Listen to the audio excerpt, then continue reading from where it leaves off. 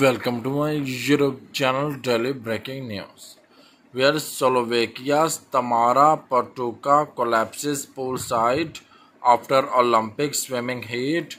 Where there was drama at the Olympic swimming on Friday morning as Slovakia swimmer Tamara Patuka collapsed poolside after her heat in the women's 200-meter individual medley.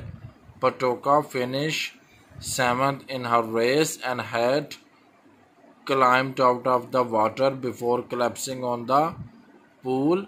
She was provided medical treatment. Check out, guys, it is a must watch moment which happened today on Olympics.